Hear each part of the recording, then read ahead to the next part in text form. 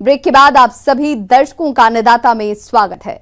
किसान भाइयों, खेतीबाड़ी के क्षेत्र में कई ऐसे कीट होते हैं जो कि विभिन्न फसलों को नुकसान पहुंचाते हैं। ऐसा ही एक कीट है लाल मकड़ी, जिसे रेड माइट के नाम से भी जाना जाता है। ये कीट आकार में बहुत छोटा होता है, लेकिन इनकी तादाद अधिक होने पर ये फसलों को भारी नुकसान पहुंचाते हैं। खासकर भिंडी, बैंगन और गेंदे जैसी फसलों पर इनका आक्रमण अधिक होता है।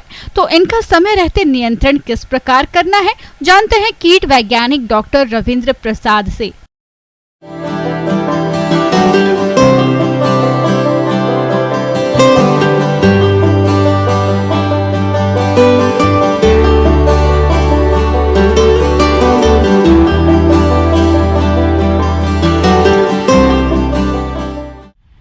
कई तरह के फसल हैं, जो फसल हैं उसमें माइट नाम का एक बहुत सूक्ष्म जीवी प्राणी है, जिसका आक्रमण कई तरह की सब्जियों में और अन्य फसलों में होता है।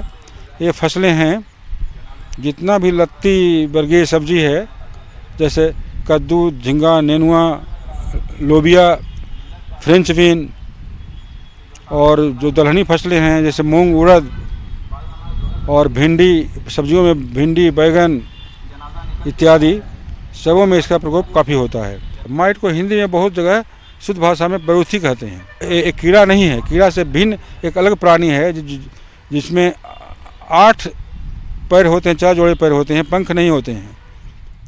किसी भी फसल में कीट या रोग लगने के कई कारण होते हैं। अगर उन कारणों को जान लिया जाए और बचाव के जरूरी उपाय कर लिए जाएं, तो हो सकता है फसल में कोई रोग या कीट लगे ही नहीं और किसानों का होने वाला खर्च भी बच जाए और उपज भी अधिक मिले।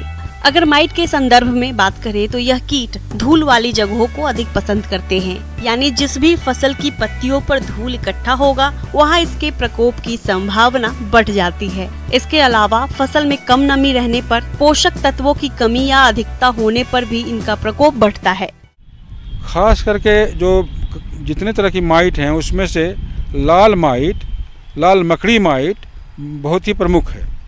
ये प्रारंभिक अवस्था में जब आक्रमण होता है, उस अवस्था में पौधों के पत्तियों के निचले सतह पर जाला बनाते हुए उसमें महीन भूरे रंग का, लाल रंग का सूक्ष्म प्राणी विचरण करते रहता है। आप गौर से देखेंगे तब। और जो प्राणी होता है सैकड़ों की संख्या में पत्तियों पर होता है और पत्तियों के रस को बुरी तरह चूस डालता है। पत्तियों के अलावा पत्तियों की ऊपरी सतह पर भी होता है, कोमल डंठलों पर होता है, पुष्पकलियों पर होता है, यहाँ तक कि नवजात जो फल होते हैं उस पर भी होता है और सबों का रस चूस फसल को नुकसान करते हैं। बरसात के वैसी परिस्थिति में जब कई दिनों तक वर्षा नहीं होती है और तापमान बढ़ा रहता है वायुमंडल का, तो इस परिस्थिति में भी माइट का प्रकोप ज्यादा होता है। फसलों में रासायनिक दवाओं के प्रयोग की सलाह तभी दी जाती है जब फसल पर रोग या कीटों का प्रकोप बहुत अधिक हो गया हो। इसलिए फसल की निगरानी करते रहें। अगर यह कीट या कोई भी रोग कीट दिखे, तुरंत ही पहले समेकित तरीके अपनाएं। माइट की जहां तक बात है तो इस कीट का प्रकोप दिखाई देने पर प्रभावित भाग को हटा दे। फसल में नमी नहीं रहे तो सिंचाई कर दे। संभव हो तो फसलों पर पानी का छिड़काव करके भी इसे कंट्रोल कर सकते हैं, या नीम तेल 5 मिलीलीटर 1 लीटर पानी घोलकर छिड़काव कर सकते हैं। इन सभी उपायों के बावजूद भी अगर इन पर कंट्रोल नहीं हो रहा हो, तभी रासायनिक कीटनाशकों का इस्तेमाल करें। तो इसके लिए सामान्य कीटनाशी जो बाजार में मिलता है उसका प्रयोग करने से उचित परिणाम नहीं मिल पाता है। इसलिए इसके लिए विशेष तरह का रसायन बाजार में उपलब्ध है, जिसे बरूथी नाशी या माइट नाशी रसायन के नाम से जानते हैं। उनके नाम कुछ हम गिन रहे हैं। तो इनके जो नाम हैं वो नाम है स्पायरोमेसिफेन, जो बाजार में ओबेरॉन के नाम से उपलब्ध है।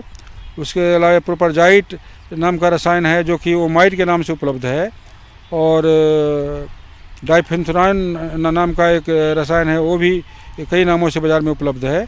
तो इनमें से किसी एक रसायन का, बल्कि जब वायुमंडल का तापमान नीचे हो जाए और आसमान साफ रहे, उस परिस्थिति में, उस अवस्था में ही खड़ी फसल पर ओबेरॉन या ओमाइट का 2 ml प्रति लीटर पानी में घोल बना करके उसका पौधों पर इस तरह से अच्छी तरह से छिड़काव करें कि छिड़काव का घोल पौधों के दोनों सतहों पर, पत्तियों के दोनों सतहों पर पहुँचे और आपको माइट से होने वाले नुकसान के संबंध में अच्छा परिणाम मिले। तो इस तरह से इसका छिड़काव की पुनरावृत्ति हर 10 दिन के अंतराल पर आप कर सकते हैं। उचित तो ये होगा कि एक बार अगर ओबेरॉन का स्प्रे कर रहे हैं तो अगले बार उसको माइट का स्प्रे करें। तो ऐसा करके आप जो फसल आपके हैं उसमें जो माइट से, प्रवृत्ति से नुकसान हो रहा है उसको रोक सकते हैं और भरपूर उपज ले